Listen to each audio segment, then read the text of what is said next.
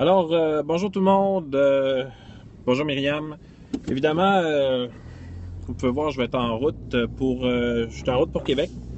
J'ai des petites présentations à faire demain. Et je me suis dit, pourquoi ne pas rendre l'utile à l'agréable? Donc, le temps que je roule, je vais faire part un peu de mes impressions sur... évidemment, là, j'ai été arrêté avant de commencer, puis pitonner, évidemment. On s'entend là-dessus. Là, je redémarre. J'étais à une halte routière. C'est assez incroyable ce qui s'est passé ce soir. J'ai vraiment aimé ça. Évidemment, là, je ne pourrais pas répondre à vos commentaires, à moins que je le vois pendant que je conduis. Là, mais le but, c'est pas de me tuer. On s'entend là-dessus. Là. C'est vraiment, premièrement, merci à Annick Sirard d'avoir organisé le souper pédagogique à Joliette. C'est vraiment génial. En passant, est-ce qu'il y a quelqu'un qui peut me dire si vous m'entendez bien? Myriam, est-ce que tu peux me dire si le son est bon? J'ai aucune idée là, si ça fonctionne, mon affaire. OK, merci. Super. Donc, je vais mettre le cruise control, là, puis je vais avoir la paix avec la vitesse. Merci Annick d'avoir organisé le souper. C'était pas évident. Bon, tout nouveau, tout beau à Joliette. Là, on s'entend que... et il y a des personnes qui se demandaient c'était quoi un souper pédagogique. Donc, il a fallu leur dire c'était quoi la base d'un souper. C'était en fait de reproduire un peu ce que les colloques font. Hein. Lorsqu'on va à un colloque, on sort du colloque assez crinqué. Et ça prend à peu près 2 semaines avant qu'on redécrinque. Là. On sort de notre high. Et c'est de recréer ce phénomène-là de tout nouveau, tout beau, une fois par mois. Pas évident à organiser, évidemment. Il faut trouver un lieu pas trop bruyant, tout ça. Mais je veux vous parler de ce qu'on a parlé ce soir. C'était assez magique. Il y a des mots qui sont revenus assez souvent, comme le stress. Puis j'ai le goût de parler de ça. J'étais un peu... c'est assez fou le nombre de personnes, de profs, je vais parler des profs, là, qui disent qu'ils sont stressés à la fin de l'année, dans les bulletins. J'ai de la difficulté à comprendre. Non, c'est pas vrai, parce que je l'ai déjà été. J'ai déjà été super stressé.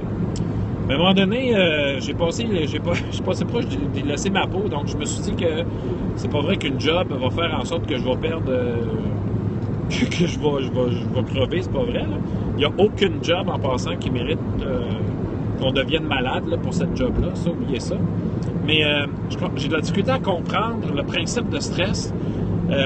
Lorsque je rencontre, par exemple, des profs, ça fait 10, 12, 15 ans qui enseignent. Ils savent, ces profs-là, que 3 fois par année, ils vont être dans le jus parce qu'ils ont de la correction. En passant, on a toute la correction. Je sais pas, c'est peut-être à vous de m'en parler, là, parce que je suis difficile à comprendre comment on peut... Faut passer dans un autre mode. Puis tantôt, avant de décider de faire un périscope ce soir, je me suis dit, est-ce que c'est pas plutôt la façon de voir le travail qui fait en sorte qu'on le voit d'une certaine façon? Je sais pas si ça marche mon affaire, là. Je suis peut-être un peu décousu, là, mais... Quand je vois ma pile de feuilles, puis de travaux, puis d'examens qui augmente, évidemment, tout dépend de la façon que je vais voir ce travail-là. On s'entend là-dessus, là? Si je dis, ben là, j'ai de la correction, ça n'a pas d'allure, ça n'a pas de bon sens. J'ai de la correction, ça n'a pas d'allure, ça n'a pas de bon sens. C'est certain que ma correction n'aura pas d'allure, n'aura pas de bon sens. Alors, je sais que je vais avoir de la correction à faire. Il faut que je pense qu'on change l'angle sur lequel on voit ça. Puis arrêter de dire, faut faire attention à ce que je dis, évidemment. Je suis pas parfait non plus, je suis pas le meilleur sur la planète. Mais j'ai refusé, moi, il y a quelques années, et si mes parents m'entendaient ce soir, ils diraient oui, là, je suis à la base un gars hyper stressé. Là. Puis s'il y en a qui me croient pas, je vous jure, des maux de ventre, des maux de tête, la main qui tremble de main, j'ai vécu ça, les mains moites, aller aux toilettes 20 fois avant une rencontre de parents, là, je te fous de même, moi. Mais là, je me suis dit, ça n'a aucun bon sens. Mon corps, mon âme et ma tête là, ne méritent pas que j'ai autant de stress pour mon travail. Mon corps ne mérite pas ça. Puis mes élèves ne méritent pas ça. Puis mes collègues ne méritent pas ça. Puis ceux que j'aime autour de moi ne méritent pas ça non plus, parce qu'on s'entend que plus je suis stressé partout, ça fait... C'est sûr et certain que ça change énormément sur les relations autour. Surtout mes élèves. Mes élèves n'ont pas à subir le fait que j'ai beaucoup de corrections et c'est certain qu'ils le subissent de temps en temps. Donc l'anxiété, le stress, on parlait de ça d'ailleurs, je me souviens plus du nom de la dame là, qui disait évidemment pendant le souper, elle disait oui, comment c'est nous aussi des fois, les adultes, qui apportons le stress aux enfants. Les élèves, là, les jeunes, là, ils sortent pas du ventre de leur mère stressés. Là. Oui, il y a peut-être certains facteurs qui peuvent faire en sorte qu'ils sont stressés. Mais à la base, là, ils sortent. C'est à ce moment-là, du moment qu'ils sont en relation avec les adultes, qu'ils vont devenir stressés, anxieux. Moi, il y a des parents qui me disent, à la première rencontre de bulletin, ils me disent ouais, Pierre, tu sais, mon enfant, Maxime, non fictif, mon enfant est anxieux. OK, j'ai aucune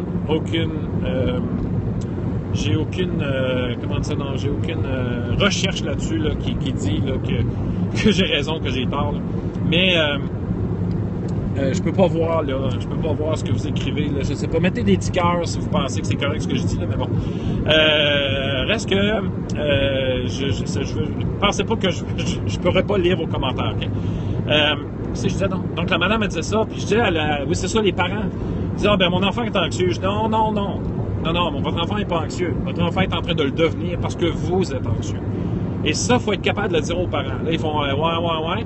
Et là, c'est peut-être le moment de faire sortir l'élève de la classe pour lui dire quand je vais parler avec tes parents 2 minutes, pour pas quand même que l'enfant voit que je suis en train de parler à ses parents, ben, pas de cette façon-là, mais je suis en train de leur dire que c'est eux autres qui sont en train de rendre leur enfant anxieux. Moi, je crois énormément à ça.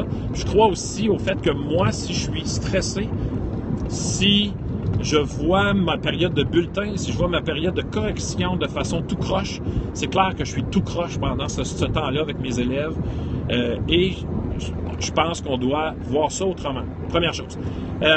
Deuxième chose, je pense que ce qui peut aider, c'est magnifique, non, c'est une lumière, ce qui peut aider, c'est avoir du plaisir au travail. Et moi, quand mettez des cœurs, là, mettez des cœurs, là, je peux pas voir vos commentaires. Là. Deuxième chose, c'est avoir du plaisir au travail.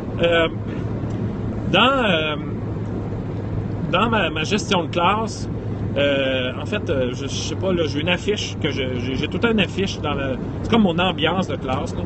J'ai toujours le premier point, c'est toujours avoir du plaisir.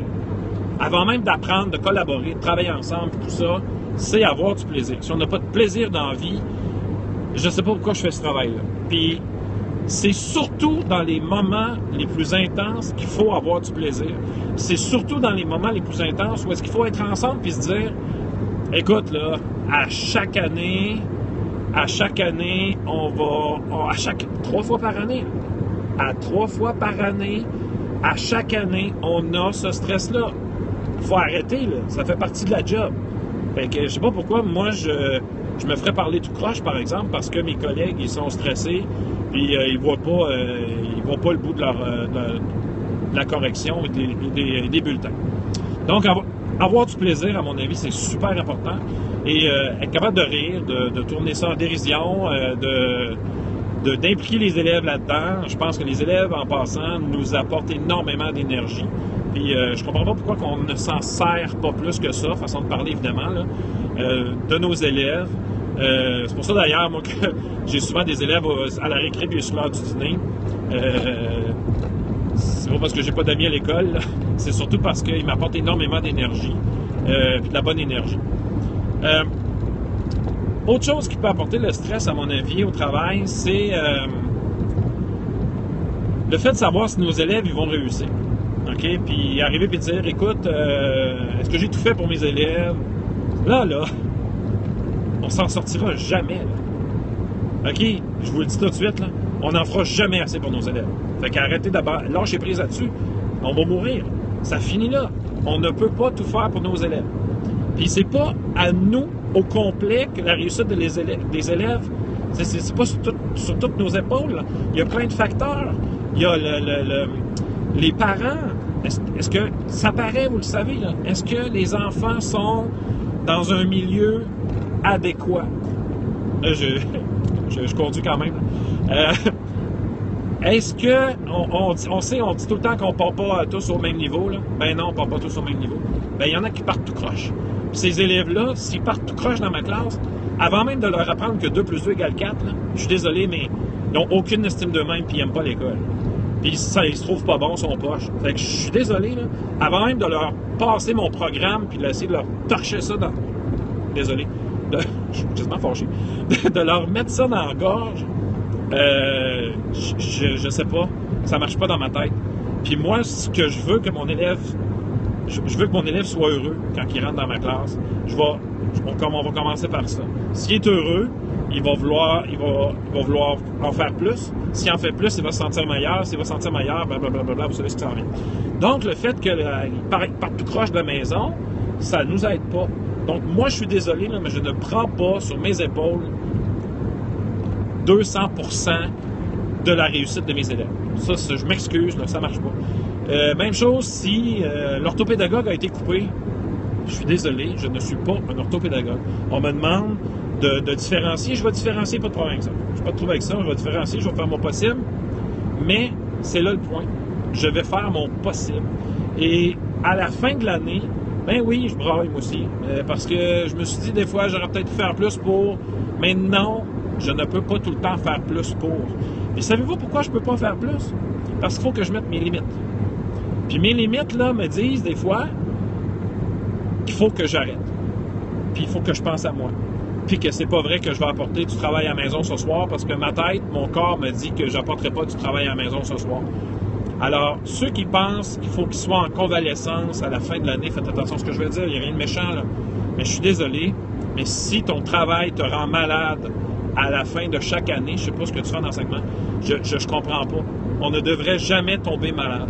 Moi, je pense qu'à la fin juin, on a notre année dans le derrière. On a notre année. On a fait notre possible. Les 2 premières semaines, on dort, puis on relaxe, puis on essaie de décrocher. Mais de là à passer un mois en convalescence, je suis désolé, je suis pas capable de comprendre ça. Puis que je vous dis, là, faites attention, je suis pas parfait, je suis pas le meilleur sur la planète. C'est une façon de voir mon travail, puis je suis capable de mettre mes limites. Puis il faut être capable de mettre ses limites. Je pense que c'est être capable de dire non à nos élèves. Puis là, tu sais, une année que ça va super bien, qu'on a plein d'énergie, qu'on fait plein de projets, de la robotique, fait un spectacle de fin d'année, on fait un voyage à Québec 3 jours. Let's go, mon homme! Ici, il y a de l'énergie. Bien, l'année d'après, ça se peut que je puisse pas faire autant de projets. Puis c'est pas à cause... Il peut y avoir plein de facteurs. Ça se peut que ça se passe pas très bien dans ma vie. Ma mère est rentrée à l'hôpital. Ça marche pas dans ma tête, là. Je suis désolé. Je suis pas à 100% dans ma job. Ma mère est là, à quelque part. Puis, faut que je fasse de quoi avec ça. Ça se peut que je laisse tomber, entre guillemets, quelques projets. Et je refuse de recevoir la pression de mes élèves. « Ah, mais Pierre, l'année passée, vous avez fait de la robotique. Cette année, on va s'en faire. » Bien, si la réponse, c'est non, la réponse, ça va être non. Parce que je m'écoute, puis j'ai besoin d'être capable de mener à bien tous mes projets, puis que j'arrive à la fin de l'année, je veux pas dire que je vais avoir autant d'énergie qu'en début, évidemment, là. Écoutez, là. Et en passant, c'est comme n'importe qui, hein. Tout le monde mérite des vacances dans la vie, là. Tout le monde mérite des vacances. Le petit monsieur au dépanneur mérite autant de vacances que moi. Les boueurs, ils méritent autant de vacances que moi.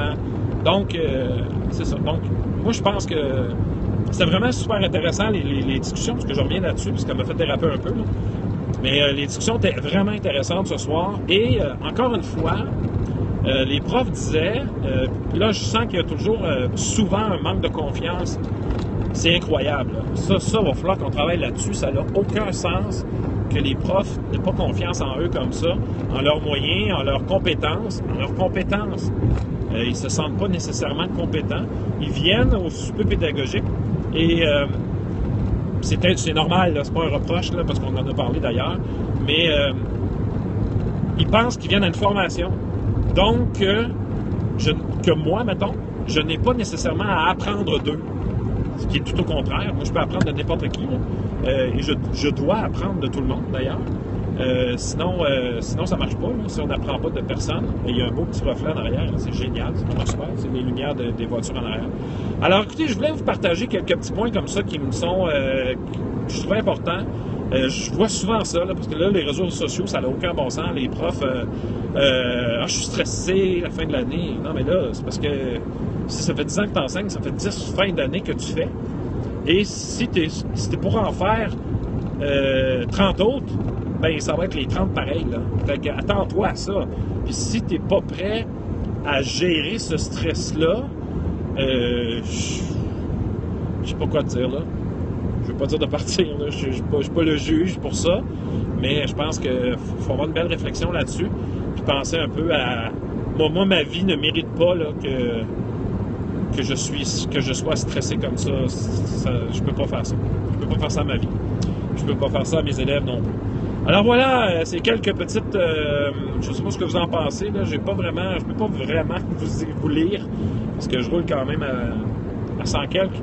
Donc, écoutez, vous pouvez mettre des petits cœurs si toutefois vous avez aimé ça ou quoi que ce soit. C'est le premier périscope que je fais, je pense.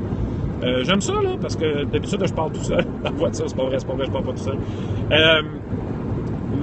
Voilà. Donc, je sais pas ce que vous en pensez. Moi, ça me dépasse un peu l'anxiété, le stress dans notre milieu. Je trouve que c'est brutal un peu ce qu'on fait à notre corps. Puis, je trouve pas ça normal. Je trouve pas... Wow, full de cœur. Je sais pas si qui a écrit ça, là. C'est une belle déclaration. c'est blague. Non, mais sincèrement, je pense qu'on mérite une belle vie. Puis une belle vie, c'est dans toutes nos sphères. Puis le travail, c'est une grosse partie de notre vie. Puis il faut être heureux dans notre travail.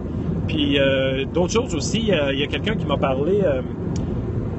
il y a une prof tantôt, ben, en fait, c'est une prof excellente utilisation de périscope. Ouais, en route, je sais pas, là. En fait, je sais même pas comment que je peux faire pour l'arrêter, là. Arrêter, glisser vers le bas. Ok, je sais comment. C'est juste ça, non? Ah ouais, il y a quelqu'un qui me disait, ouais, mais Pierre, toi, est-ce que tu déranges dans ton école, tu sais? Parce que moi, je fais des projets, puis ben, j'ai dit oui. Oui, c'est sûr et certain que ça dérange certaines personnes. Ils n'aiment pas ça que je fasse plein de projets. Puis, la réflexion était pas pire parce que je disais, en fait, le problème, c'est pas nécessairement ceux qui s'impliquent. Parce que ceux qui s'impliquent dans une école demandent rarement quelque chose des autres. OK? Ceux qui font des projets, là, ils font des projets, puis qu'ils aient de l'aide ou pas, ils vont faire les projets pareils. Donc, moi, à l'école, je dis, moi, je fais quelque chose, ceux qui veulent embarquer, puis s'il n'y a personne, je vais le faire pareil. Là, évidemment, ça dérange. Mais le problème, c'est que moi, je demande rien à personne. Donc, je demande pas aux autres de s'impliquer. Il faudrait peut-être que ceux qui s'impliquent pas me laissent m'impliquer. T'sais. Laissez-moi faire. Je peux juste faire mes affaires. Et là, encore, on parle de s'assumer. Hein. Je m'assume dans mon travail. Cette année, je ne m'implique pas. Point final. Ben, assume-toi là-dedans. Puis assume aussi le fait qu'il y en a plein d'autres qui vont s'impliquer. Donc, il faut aussi faire ça. Donc, c'était vraiment intéressant de voir. Puis moi, c'est ça, je demande rien de personne, je fais mes affaires.